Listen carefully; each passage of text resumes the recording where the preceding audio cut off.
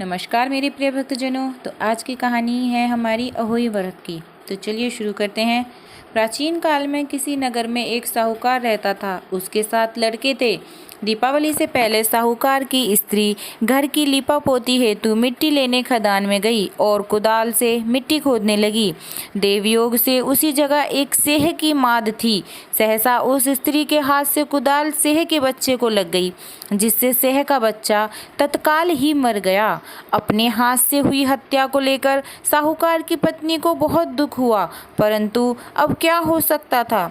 वह शोकाकुल पश्चाताप करती हुई उसने अपने घर की तरफ प्रस्थान किया। कुछ दिनों बाद उसके बेटे का निधन हो गया।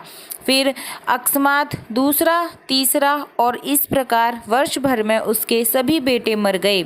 महिला अत्यंत व्यथित रहने लगी। एक दिन उसने अपने आस पड़ोस की महिलाओं को विलाप करते हुए बताया कि उसने जानबूझकर कभी कोई पाप नहीं किया। हाँ, एक बार खदान में मिट्टी खोदते हुए अनजाने में उससे एक सेह के बच्चे की हत्या अवश्य हुई और पश्चाताप करते मेरे 7 बेटों की मृत्यु हो गई। यह सुनकर आस पड़ोस की वृद्ध औरतें ने साहूकार की पत्नी को दिलासा देते हुए कहा कि यह बात बताकर तुमने जो पश्चाताप किया है उससे तुम्हारा आधा पाप नष्ट हो गया।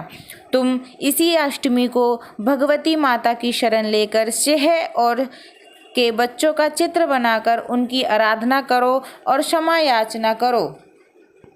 ईश्वर की कृपा से तुम्हारा पाप धुल जाएगा। साहूकार की पत्नी ने वृद्ध महिलाओं की बात मानकर कार्तिक मास की कृष्ण पक्ष की अष्टमी को उपवास व पूजा याचना की।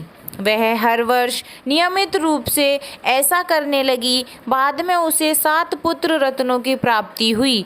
तभी से अहोई व्रत की परंपरा चली आ रही है। विधि विधान अहोई व्रत के दिन प्रातः उठकर स्नान करें व पूजा पाठ करके अपनी संतान की दीर्घायु व सुखमय जीवन हेतु कामना करते हुए मैं अहोई माता का व्रत कर रही हूँ, ऐसा संकल्प करें। अहोई माता मेरी संतान को दीर्घायु, स्वास्थ्य और सुखी रखे। अनहोनी को होनी बनाने वाली माता देवी पार्वती है, इसलिए माता पार्वती की पूजा करें और साथ ही सेह और उसके पुत्रों का चित्र बनाएं। संध्या काल में इन चित्रों की पूजा करें।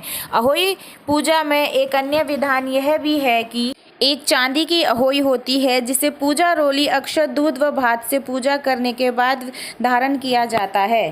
धन्यवाद।